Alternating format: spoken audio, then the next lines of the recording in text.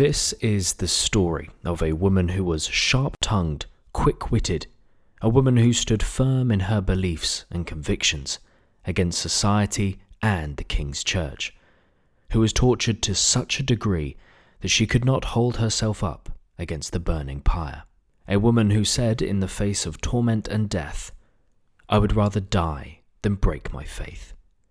This is the story of Anne Askew, an ardent reformer, a steadfast martyr, and a unique figure in the history of women's education and involvement in religious debates.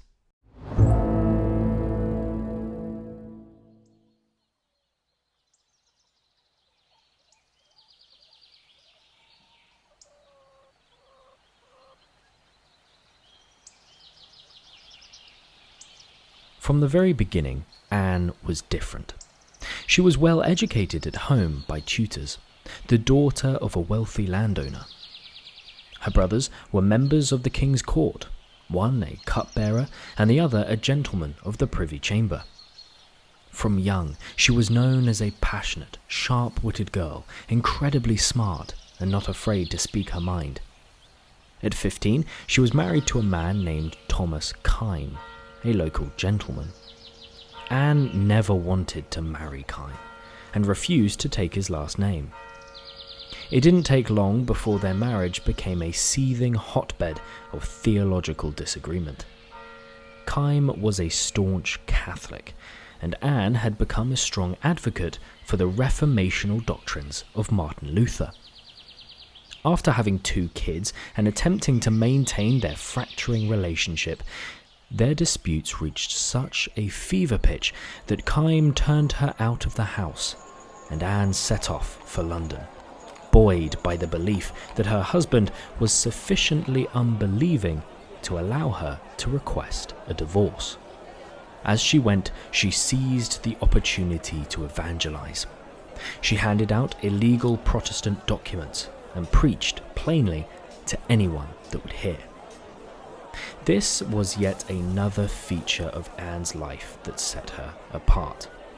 Plain speaking, or plain preaching, was widely condemned as a tactic of the devil to spread heresies. As summed up by Bishop Stephen Gardiner, a Catholic minister at the time, "Where plains may deceive, he make then his pretense to speak plainly, and professes simplicities." If Scripture was explained plainly and simply, if the people could understand it, this would undermine the oversight of the Catholic priest and start to loosen the grip of the Catholic Church on biblical interpretation and literacy. This was dangerous. Plain preaching was a threat. Not only this, but Anne was good at it. Her ability to answer questions, her handling of Scripture, and the way she could explain it rivaled that of the inquisitors themselves. She was like a fire that could not be controlled or contained, and whenever someone tried, she would burn their hands. When she arrived in London, she used her contacts in the King's Court to request a divorce from Kyme. Rather ironically for a king like Henry VIII, her petition was denied, and she was arrested for carrying a book by John Frith, a Protestant priest who had been burnt for heresy in 1533.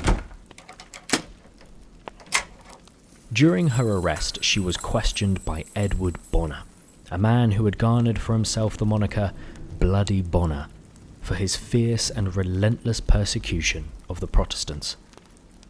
This interrogation doesn't seem to have been too intense, with Diane Watt, Askew's biographer, noting that it would appear that at this stage Bonner was concerned more about the heterodoxy of Askew's belief than with her connections and contacts, and that he principally wanted to rid himself of a woman whom he found obstinate and vexatious. Her treatment during her first examination suggests, therefore, that Askew's opponents did not yet view her as particularly influential or important. She was released and sent back to her husband in Lincolnshire. She didn't go home, choosing to live with her brother instead. In February 1546, Stephen Gardiner, the man who had previously condemned the act of plain speaking, reared his fist of persecution once more, forming a plot to crush radical Protestants. With the support of Henry VIII, he began his pursuit of a list of 23 agitators and heretics, one of whom was Anne Askew. This might seem out of the blue, given that she had already been questioned and released, but Gardiner believed that Anne was associated with Catherine Parr, Henry VIII's sixth wife, who had received some flack for her views on the importance of women and members of the lower classes studying the Bible.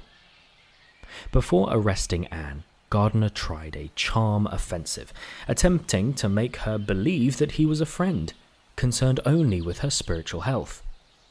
Her retort? To liken him to Judas Iscariot, and fully and completely condemn the presence of the real body and blood of Christ in the Eucharist. She didn't hold back, saying, "As for that ye call your God, it is a piece of bread. For a more proof thereof, let it but lie in the box 3 months, and it will be mouldy." For this, Anne was sent to the Tower of London, condemned to be interrogated by means of torture.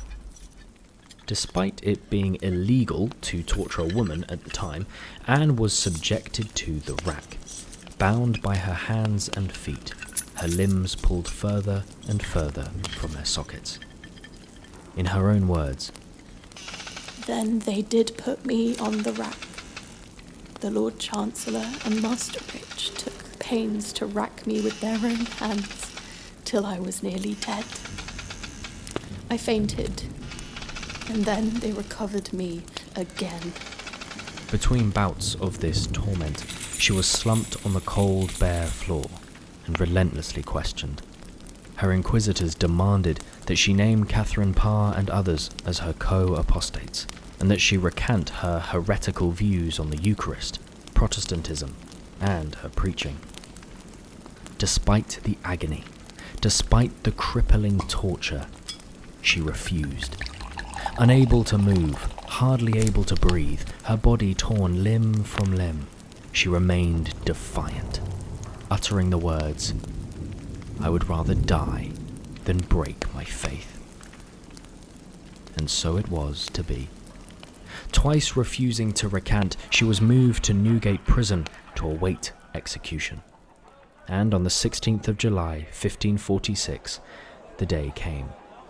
Still horribly crippled by her tortures, she was carried to the stake on a chair. The stake itself had a small seat attached. Chains bound her body upright, at the ankles, knees, waist, chest, and neck. As the final moment of suffering came close, she remained defiant once more. According to John Fox's account of her execution, when all things were thus prepared to the fire, Dr. Shaxton, who was then appointed to preach, began his sermon. Anne Askew, hearing and answering again unto him, where he said well, confirmed the same. Where he said amiss, "There," said she, "he misseth, and speaketh without the book." Even to the preacher that was about to ring in her execution and light the fire beneath her feet, she scolded and rebuked him for not teaching the Bible.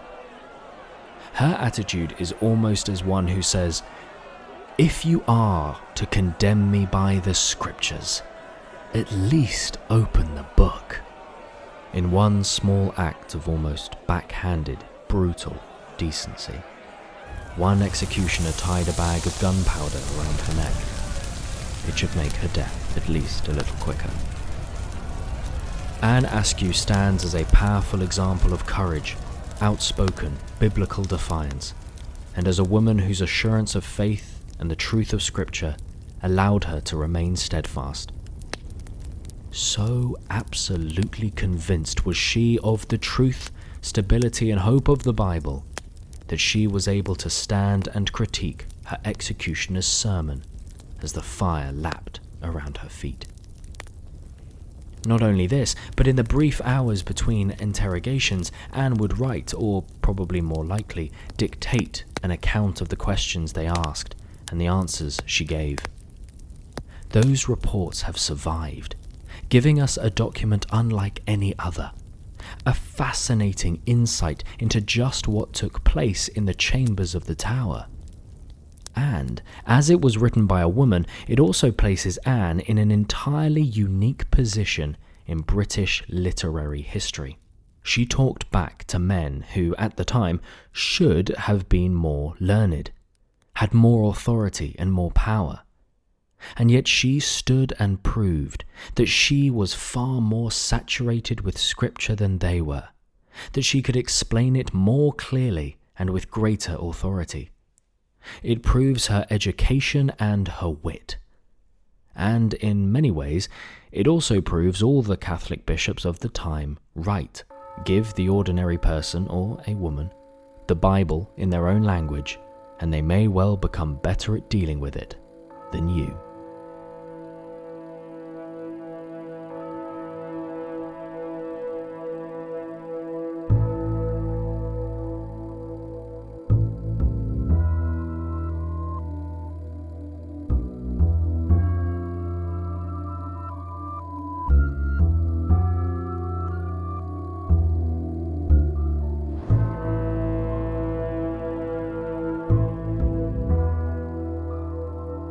Thank you for listening to this episode of Dark Britain. Make sure to follow us as a podcast, subscribe to us on YouTube, and check out our page on the Present History website. Leave a review if you're feeling positive, and we'll see you in the next one.